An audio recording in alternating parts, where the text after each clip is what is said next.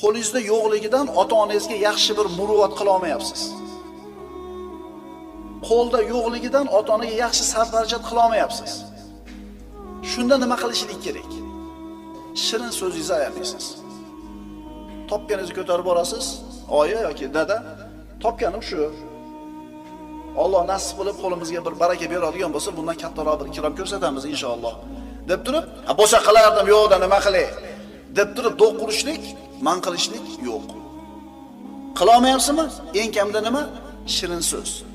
Eng kamida problemangizni aytmay turing, shu ham yaxshi muomala bo'ladi. Men bu narsani avval ham aytganman, hozir ham aytaman. Yigitlar, ota-onasi tiriklar. Ota-ona musulni yaxshi yo'q qolmasin. Ishingiz yurishmaganda ham kelib gapiraverasiz enangizga. Qarzingiz borligini kelib otangizga gapiraverasiz. Sizni o'zi 20-30 ga kirib boqib qo'ygani yetmaganda keyingi problemangizni ham ko'taradi. Qizingiz orozlab kelgani kelib enangizga gapirasiz. O'g'lingiz jinnilik qilayotganligini otangizga gapirasiz. Bitta problemasi endi 5 ta problem bo'lib turibdi-da. Qarang, qo'lda yo'q, sarf qila olmayapsiz. Shirin so'z gapira olmayapsiz. Eng kamida problemangizni aytmay turing. Men aytganman-a, kishi kenja farzandlariga.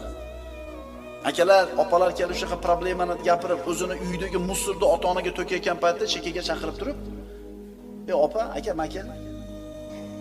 Necha yilda dedingiz? 50 yilda dedingiz, ha? Men endi 25 yilda dedim. Menga ham qolsin ozgina. Sizlarni uylab joylab, belga berib joylab qo'ydimmi? Joylab qo'ydim. Men qo'yib beringlar, ozgina yashasin men bilan bular.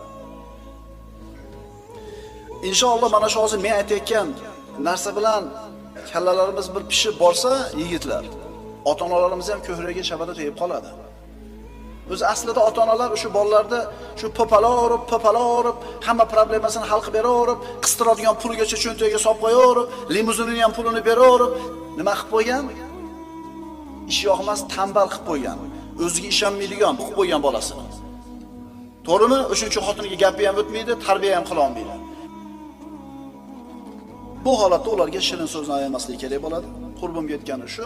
Alloh bersa, yana ham ko'proq nima qilarman? Olib kelarman. Bolam, sen o'zi tinch yurganing bizga? Ha, shuna deydi. Apkema menga deydi. Menga apkema shu tinch yursang bo'ldi. Bu degani problemani aytma deganida bu.